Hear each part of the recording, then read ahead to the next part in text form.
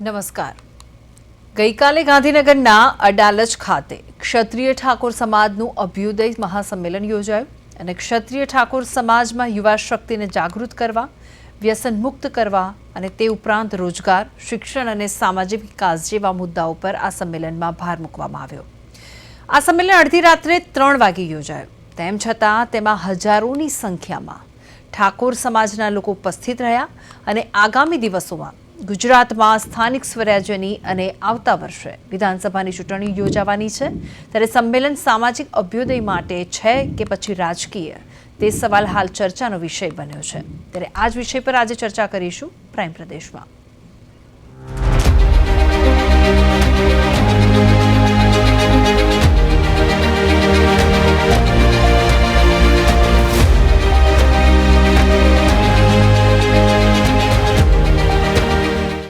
ગુજરાત ક્ષત્રિય ઠાકોર સમાજમાં યુવા જાગૃતિ, વ્યસન મુક્તિ, રોજગાર, શિક્ષણ અને સમાજના વિકાસ જેવા મુદ્દાઓ પર ચિંતન કરવા માટે ગાંધીનગરના રામકથા મેદાનમાં અભ્યુદય મહાસંમેલનનું આયોજન થયું હતું.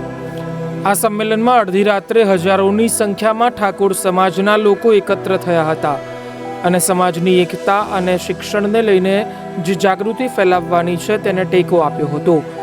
ગુજરાત ક્ષત્રિય ઠાકોર સેનાના પ્રમુખ અને ગાંધીનગર દક્ષિણના ભાજપના ધારાસભ્ય અલ્પેશભાઈ ઠાકોરની આગેવાનીમાં આયોજિત આ મહાસંમેલનમાં ભારે જનમેદની ઉમટી પડી હતી.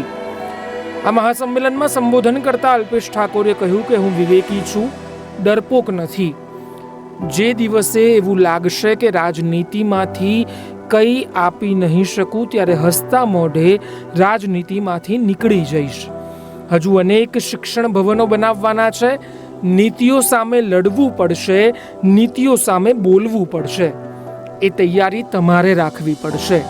સમાજ માટે મારી રાજનીતિની આહુતિ આપવાની કે છોડવાની તૈયારી છે. રાજનીતિમાં કંઈ આપી નહીં શકું તો રાજનીતિ છોડી દઈશ.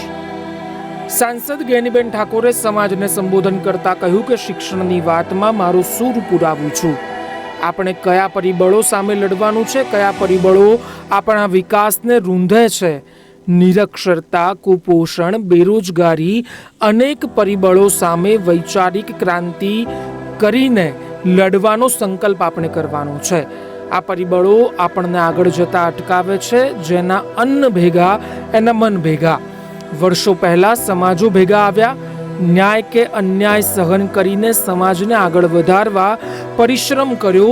એ સમાજો પરથી શીખ લઈને આપણો સમાજ પરિશ્રમ કરતો થાય, અન્ય સમાજ પરથી આપણે પ્રેરણા લઈએ, તેવું ગેનીબેન ઠાકોરે કીધું.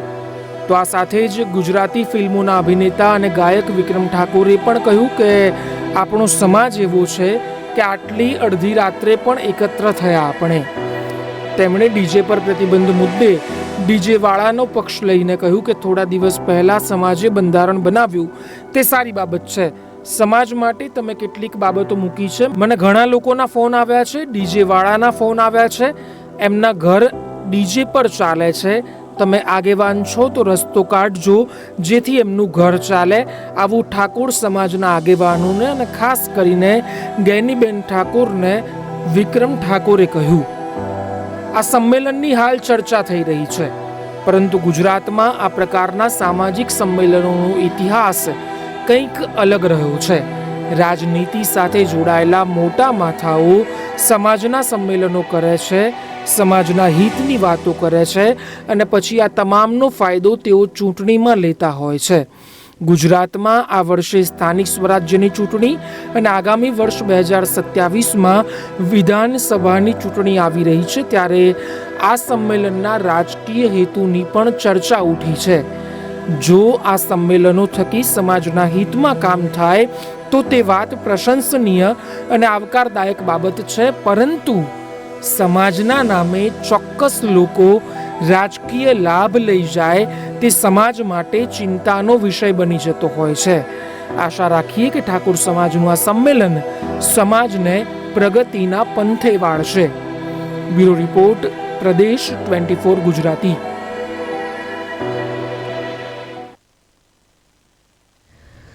તો આ અંગે આપણે ચર્ચા કરવી છે અને આપણી સાથે જોડી ગયા છે ગોવિંદજી ઠાકોર, જે પ્રમુખ છે ઠાકોર સેનાના, અને ભરતજી ઠાકોર, જે પૂર્વ ધારાસભ્ય છે બેચરાજીથી, અને નરેશ મકવાણા આઉટપુટ એડિટર અમારી સાથે જોડાઈ ગયા છે, અને અલ્પેશ ઠાકોર ધારાસભ્ય આપણી સાથે જોડાઈ ગયા છે.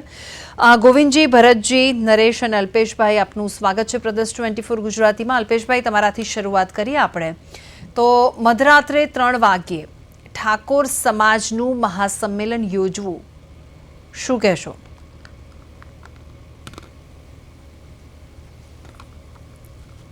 છેલ્લા 15 વર્ષથી તો ગુજરાત ક્ષત્રિય ઠાકોર સેનાના નામથી અમે કામ કરીએ. જ્યારે સંગઠન બનાવ્યું ત્યારે એની વિચારધારા હતી વ્યસન મુક્તિની, શિક્ષણની, રોજગારની, સમાજ સંગઠનની, એકતાની. અમે 2016ના 26 જાન્યુઆરી જ્યારે જીએમડીસીમાં મહાસંમેલન કર્યું ત્યારે વ્યસન મુક્તિ મહાકુંભ નામ આપેલું. એને આજે 10 વર્ષ પૂરા થાય છે. અને જ્યારે 10 વર્ષ થતા હતા ત્યારે અમારા યુવાનોની લાગણી હતી કે આપણે ફરીથી 10 વર્ષના સંદર્ભે એક સંમેલન કરવું જોઈએ. ત્યારે અમે જે વ્યસન મુક્તિની વિચારધારા મૂકી એ 10 વર્ષમાં સમાજમાં 90% વ્યસન મુક્તિ અમે લાવી શક્યા. આજે આ સમાજમાં આગળ વધવાની ભૂખ છે. એ રોજગારની દિશા હોય, શિક્ષણની હોય, વિદેશ અભ્યાસની હોય, સ્પર્ધાત્મક પરીક્ષાઓ માટેની વાત હોય, તમામ બાબતોમાં સમાજની ભૂખ ખૂબ વધી છે. જ્યારે સમાજ અને સમાજનું આવનારી પેઢી, યુવાધન એ શિક્ષણ મેળવવા માટે, શિક્ષણની ક્રાંતિ કરવા માટે મથતું હોય ત્યારે સ્વાભાવિક છે કે અમારી જવાબદારી બને છે કે એમના માટે કોઈ સારી વ્યવસ્થા કરવી. એટલે 2016થી 2026નો વ્યસન મુક્તિનો અમારો સંકલ્પ હતો, અને આજે 2026થી 2036 સુધી શિક્ષણના સંકલ્પ સાથે અમે મળી રહ્યા છીએ. એક એવા સરસ્વતી ધામની કલ્પના કરી છે કે જ્યાં રહેવા જમવાની વ્યવસ્થા હોય, 2000થી વધારે દીકરા દીકરીઓની, યુપીએસસી જીપીએસસીના ક્લાસ ચાલતા હોય, અદ્યતન લાઇબ્રેરી હોય, બાળકો માટેની આવનારી દિશા નક્કી કરવા માટેના માર્ગદર્શનો ચાલતા હોય. અને એ સંદર્ભે જ્યારે અમે સંમેલનની જાહેરાત કરી ત્યારે અમારું સંગઠન એટલું મજબૂત છે, ગામે ગામ આ સંગઠન પથરાયેલું છે. અને જેનું સંગઠન ગામે ગામ પથરાયેલું હોય તો એને બીજી ચિંતા નથી હોતી, ખાલી અમારે કાર્યક્રમ જાહેર કરવાના હોય છે. અને એટલે આપણે ગઈકાલે જોયું હશે તો કે અમારા તમામ 7000થી વધારે ગામના વોલેન્ટિયર્સ, એના લોકો આવ્યા. એક વાત, એક વિચારને સમર્થન આપવા માટે આવ્યા. નક્કી કર્યું કે હા, હવે અમે વ્યસનોમાં ડૂબેલા નથી, હવે અમે જાગ્યા છીએ વ્યસનોની સામે, શિક્ષણ મેળવવા, રોજગાર મેળવવા. અને એટલે જ નામ આપ્યું અભ્યુદય. અભ્યુદયનો મતલબ એ થાય છે શ્રેષ્ઠ સમય, બ્રહ્મ મુહૂર્તમાં મળી અને આવનારો શ્રેષ્ઠ સમય આવે, આ સમાજનો અભ્યુદય થાય, એના માટેનું આ સંમેલન હતું. ને એમાં કોઈ શંકા કુશંકાઓ નથી. ભાવ એક જ હતો. જ્યારે મેં આ સમાજને કહ્યું કે આપણે આ કરવું છે, ત્યારે આ સમાજે સમર્થન આપ્યું, આશીર્વાદ આપ્યો, પ્રેમ આપ્યો છે. એનું કારણ એ છે કે એમને ખબર છે જ્યારે તમે કોઈ કામ પવિત્ર ભાવથી, ઈમાનદારીથી કરતા હો, તમારા હૃદયમાં પવિત્ર ભાવ હોય, તો હું એવું માનું છું સમાજ અને તમામ લોકોને પરમાત્મા મદદ કરતું હોય છે. એટલે મેં એક જે પવિત્ર ભાવથી, ઈમાનદારીથી જે એક વાત મૂકી, એ વાતને મારા લોકોએ ઉઠાવી અને રાતના 3 વાગે બ્રહ્મ મુહૂર્તમાં મળવા માટે. બિલકુલ, જે રીતે ભરતભાઈ, અલ્પેશભાઈએ કીધું એ રીતે કે રાતના 3 વાગ્યાની પણ કડકડતી ઠંડીમાં સંમેલનનું આયોજન કરવામાં આવ્યું. હવે આ સંમેલન રાજકીય છે કે પછી અન્ય રીતે યોજવામાં આવ્યું છે? જે પ્રમાણે ગુજરાત ક્ષત્રિય ઠાકોર સેના 26 જાન્યુઆરીએ 3 વાગે રામકથા મેદાનની અંદર લાખોની સંખ્યાની અંદર જે અમારા યુવાનો આવ્યા, એ માત્ર સમાજના વિકાસ માટે, સમાજની શૈક્ષણિક બાબતે અને સમાજના વ્યસન મુક્તિથી લઈ અને તમામ પરિબળો જે કુરિવાજો, અંધશ્રદ્ધા કામ કરી રહ્યા છે એના માટે થઈને અમારા યુવાનો ગુજરાત ક્ષત્રિય ઠાકોર સેનાના લગભગ 2011 થી લડી રહ્યા છે. અને જીએમડીસી ગ્રાઉન્ડની અંદર પણ જે વ્યસન મુક્તિનો મહાકુંભ થયો એની અંદર હજારો યુવાનો વ્યસન મુક્તિ તરફ વળ્યા. વ્યસનોથી દૂર રહી અને નોકરી ધંધા રોજગાર તરફ વળ્યા. એટલે આને રાજકીય ના ગણી શકાય. અત્યારે હાલ કોઈ ચૂંટણી પણ નથી અને સમાજના કામ માટે હંમેશા અમારા યુવાનો રાત દિવસ દોડે છે.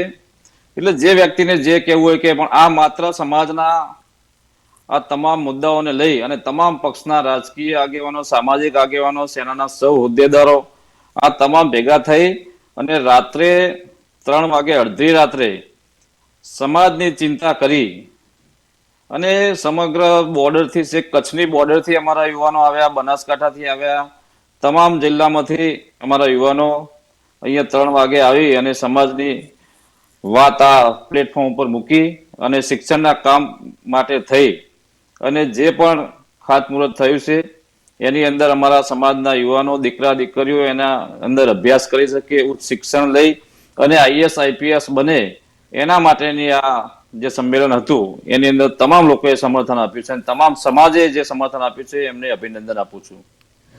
બિલકુલ. ગોવિંદભાઈ, આ જ અંગે આપનું મંતવ્ય જાણવાનો પ્રયત્ન કરીશું. બેન, જે કાલે રાત્રે આપણે જે જોયું કે ગાંધીનગર રામકથા મેદાનની અંદર જે હજારોની સંખ્યામાં ગુજરાત ક્ષત્રિય ઠાકોર સેનાના યુવાનો અને સામાજિક આગેવાનો જે ભેગા થયા, એ સમાજના ઉત્થાન માટે ભેગા થયેલા. આજથી 10-12 વર્ષ પહેલાની જે મહેનત હતી અમારી કે સમાજ શિક્ષિત બને, જો સમાજને આગળ લઈ જવો હશે તો સમાજમાં શિક્ષણ હશે તો જ આગળ આવી શકશે.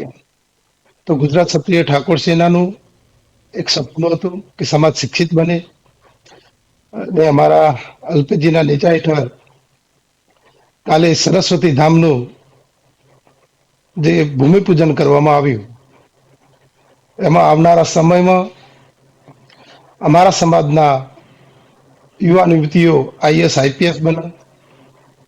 કારણ કે શિક્ષણ વગર આ સમાજ બહુ પાછળ છે અને અમે લગભગ 12 વર્ષથી ગામે ગામ ફરીને આ સમાજને શિક્ષિત, વ્યસનમુક્ત, સમાજમાં રોજગાર કઈ રીતના વધે, સમાજમાંથી અંધશ્રદ્ધા કઈ રીતના થાય, એ રીતના ગામે ગામ ફરીને એ જાગૃતિ લાયા. અને એનું ફળ કાલે 26મી જાન્યુઆરી અને 27ની સવારે 5:30 વાગે જે બ્રહ્મ મુહૂર્તમાં ભૂમિપૂજન કરવામાં આવ્યું એનાથી મળી. નરેશ, આપનું શું કહેવું છે આ બાબતે? ભૂમિ, કોઈ પણ સમાજ છે એ જ્યારે આ પ્રકારના સંમેલનો યોજતો હોય છે તો સ્વાભાવિક છે કે એમાં કોઈને કોઈ વાંધો ના હોય. અને ખાસ કરીને ગુજરાતની વાત કરીએ તો OBC સમાજમાં આવતો ઠાકોર સમાજ જે છે એની પાસે નાણાકીય કે બીજી કોઈ પણ આર્થિક કહેવાય ને એવી કોઈ સમસ્યા નથી. અને તેમ છતાં પણ જે છે તે સામાજિક અને આર્થિક બીજી બધી બાબતોમાં ઘણી બધી રીતે છે એ પાછળ છે. તો આ પ્રકારનું સંમેલન થાય તો ચોક્કસ જ આનંદ થાય. અને એમણે જે પ્રકારે મુદ્દાઓ મૂકેલા છે જેના ઉપર એ લોકો આગામી દિવસોમાં કામ કરવા માંગે છે, તમે જુઓ કે યુવા જાગૃતિની વાત છે, એમાં વ્યસન મુક્તિની વાત છે, એ સિવાય રોજગાર અને શિક્ષણ, આ 2 એવા મુદ્દાઓ છે કે જેના ઉપર સૌથી વધારે કામ કરવાની જરૂર છે. સૌથી પહેલી જે વાત છે એ વ્યસન મુક્તિની છે. અને જેમ અત્યારે જે પણ મિત્રો અત્યારે જોડાયેલા છે એમને પણ ખ્યાલ છે કે અલ્પેશભાઈએ છે એ 2016ની અંદર છે બરાબર 26મી જાન્યુઆરીના દિવસે છે વ્યસન મુક્તિ યાત્રા કાઢેલી. આજકાલ કરતાં છે એને 10 વર્ષ પૂરા થઈ ગયા છે અને એમનો દાવો છે કે 90થી 95% ગામડાઓની અંદર છે એ વ્યસન કરતા યુવાનો છે એમણે મુક્તિ મેળવી છે. તો મને લાગે છે આ ખૂબ જ સારી બાબત છે. એ સિવાય જે છે એ રોજગારની બાબત છે. અને ગેનીબેને પણ આ સંમેલનની અંદર કહ્યું છે કે હવે અમે ઈચ્છીએ છીએ કે અમારા સમાજના દીકરા દીકરીઓ છે એ પટ્ટાવાળા અને સિક્યુરિટી ગાર્ડથી આગળ વધે, IAS IPS બને. અને આ સંમેલનમાં એવું પણ નક્કી થયું છે કે આવતા સમયની અંદર છે એ 8 ભવનોનું છે એક ઇન્ફ્રાસ્ટ્રક્ચર ઊભું કરવામાં આવે કે જ્યાં સમાજના યુવાનો છે એ ક્લાસ 1 અધિકારી બનવા માટેની ટ્રેનિંગ લે.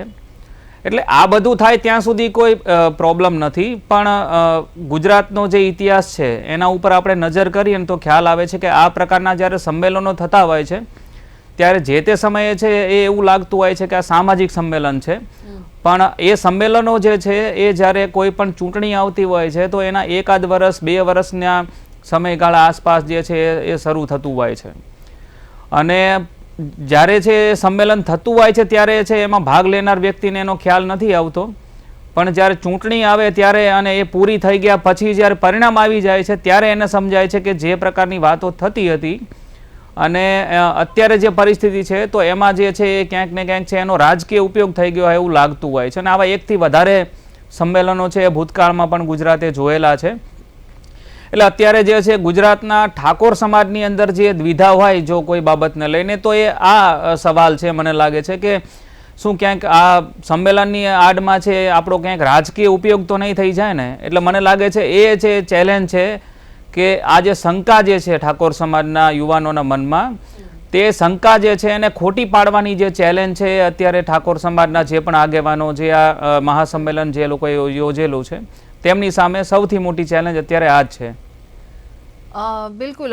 હવે અલ્પેશભાઈ, ગુજરાતમાં સામાજિક સંમેલનોનો એક અલાયદો રાજકીય ઇતિહાસ રહ્યો છે. તો હવે ચૂંટણીઓ નજીક છે ત્યારે આ સંમેલન યોજાયું, અને શું સંમેલન સામાજિક ઉત્થાન માટે હતું કે રાજકીય માટે? સમાજ એક થાય, એકતાની દિશા નક્કી કરે ત્યારે એને રાજકીય રીતે નહીં મૂલવવું જોઈએ. એક વિકસિત સમાજ જ્યારે ભેગો થાય ત્યારે એને આપણે સામાજિક રીતે મૂલવીએ છીએ, પણ જ્યારે અવિકસિત પછાત ગરીબ સમાજો જ્યારે ભેગા થાય ત્યારે આપણે એને રાજનીતિ મૂલવતા હોઈએ છીએ. હકીકત એવી હોય છે કે જે આ લોકો છે એ આ લોકો પોતાની પીડા લઈને ભેગા થતા હોય છે, પોતાની આવનારી પેઢીઓના ભવિષ્યની ચિંતા છે એટલે ભેગા થતા હોય છે.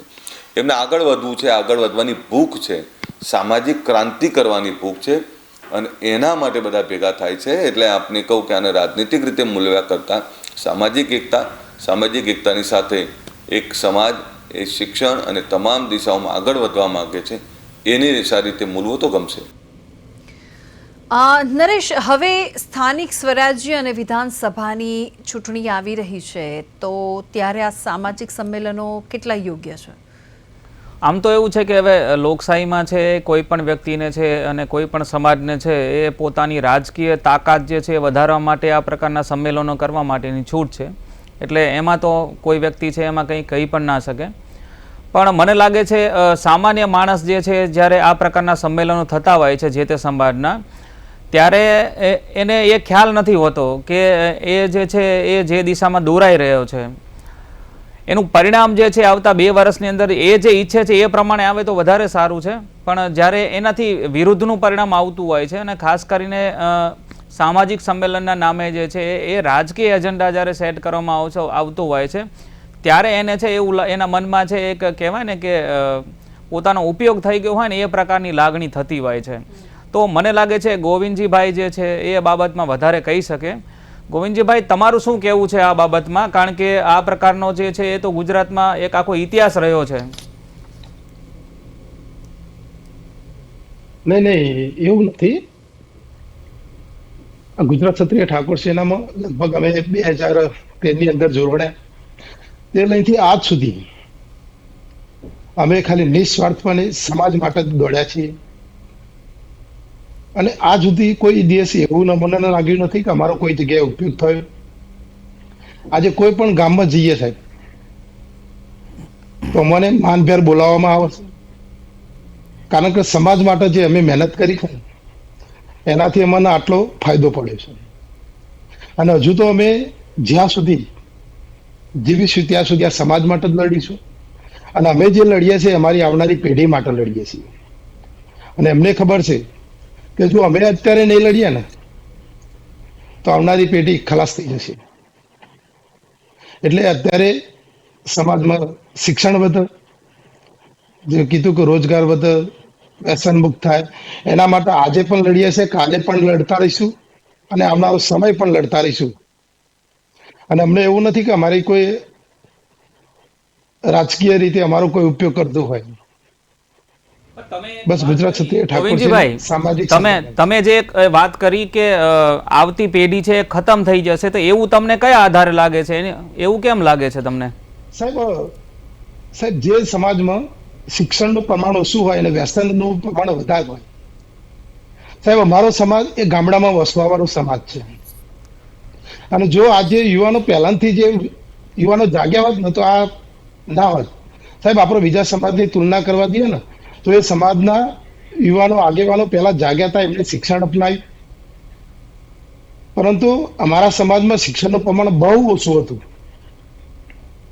સાહેબ, આજે દુઃખ સાથે કહેવું પડે કે ગુજરાતની અંદર અમારો કોઈ આઈએસ, આઈપીએસ, કલેક્ટર કોઈ નથી. તો અમારું પણ એક સપનું હોય કે ભાઈ અમારા સમાજમાં કોઈ આઈએસ, આઈપીએસ બને.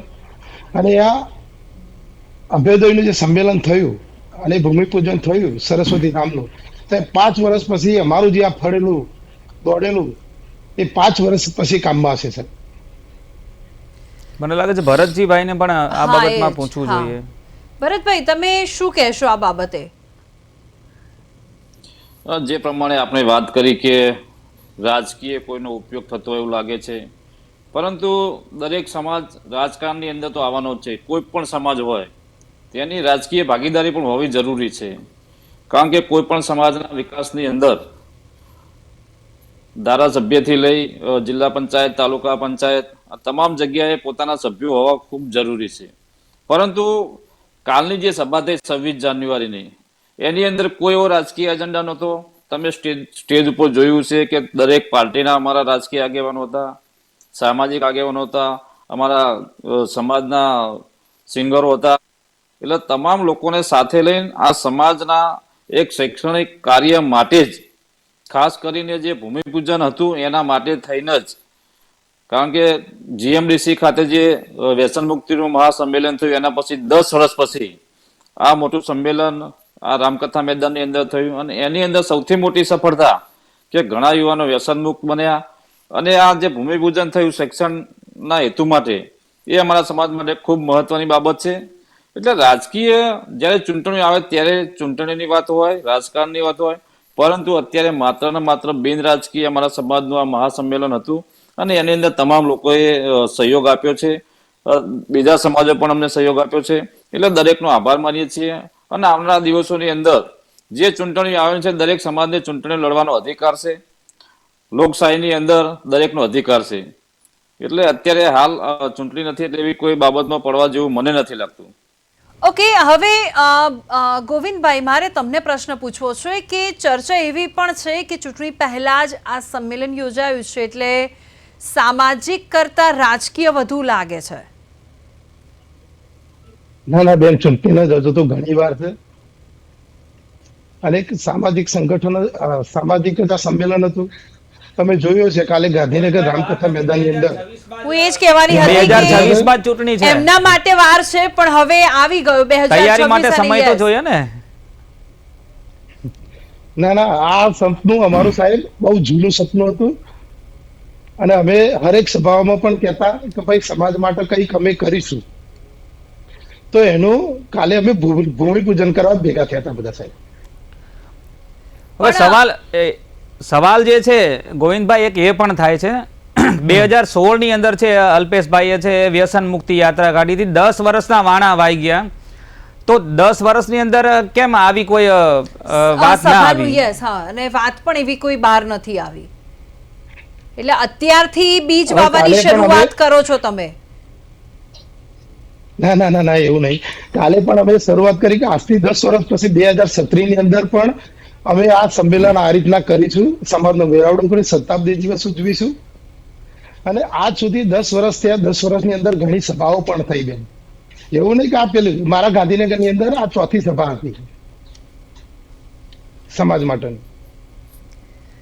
નરેશ, અહીંયા વાત એ છે કે સંમેલન યોજ્યું તો છે અને એ પણ રાત્રે 3 વાગે, ને અત્યારે જે શિયાળો અત્યારે ચાલી રહ્યો છે કડકડતી ઠંડીની અંદર 3 વાગે રાતના સંમેલનનું આયોજન કરવામાં આવ્યું. પણ ગોવિંદજી કહી રહ્યા છે કે સમાજમાં પ્રગતિ થાય તેના માટે. એક બાજુ ગોવિંદભાઈ એમ કહે છે કે બધાને રાજકીય રીતે વાત કરવી અથવા તો તેમના સમાજમાંથી કોઈને રાજકીય પક્ષમાં પણ આવકારે અથવા તો આવી જાય તો પણ કોઈ વાંધો નથી. એટલે ગોવિંદભાઈ અને ભરતભાઈ, ક્યાંક ને ક્યાંક લાગે છે કે એક સમાજ માટે કામ કરે છે ને એક પોલિટિકલ રીતે કામ કરે છે. નરેશ?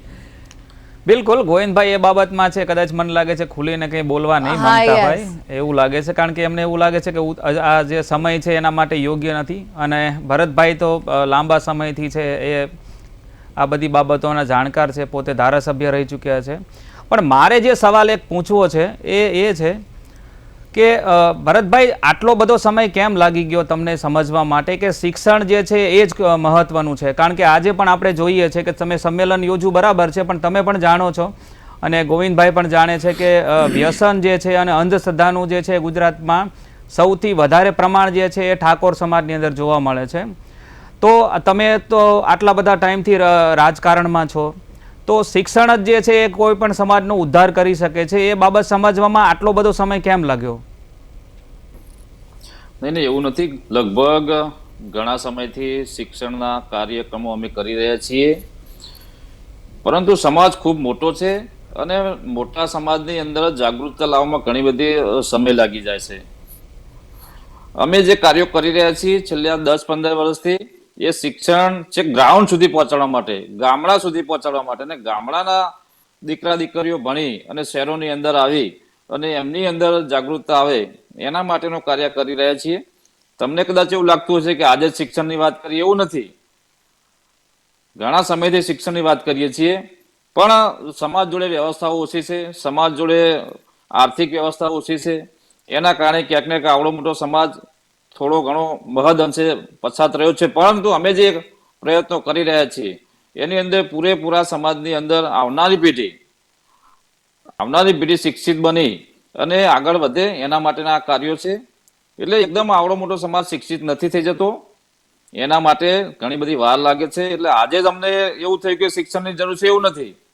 અમારા બધા જ યુવાનો વર્ષોથી જે કામ કરી રહ્યા છે, આગેવાનોએ પણ ખૂબ સારું કામ કર્યું છે અમારા, પણ થોડો સમય લાગ્યો છે. ક્યાંક ને ક્યાંક શિક્ષણ ઓછું છે, એટલા માટે થઈને અમે આ વારંવાર શિક્ષણની વાત કરીએ છીએ. બિલકુલ. ઓકે, હવે અલ્પેશભાઈ, ઠાકોર સમાજને આપનો સંદેશો શું હશે?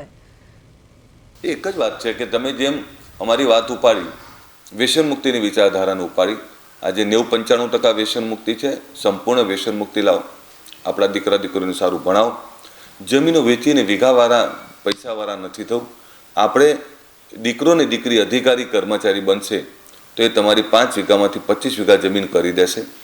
અને કદાચ રખે કોઈ જમીન વેચવી પણ પડે તો ફેક્ટરી બનાવવા માટે, દીકરા દીકરીને ભણાવવા માટે, વિદેશ અભ્યાસ કે નોકરી માટે કંઈ કરશો તો એ ઉગી નીકળશે. ખોટા ખર્ચા, ખોટા દેખાડામાંથી બહાર નીકળો, અંધશ્રદ્ધા કુરિવાજોમાંથી બહાર નીકળો.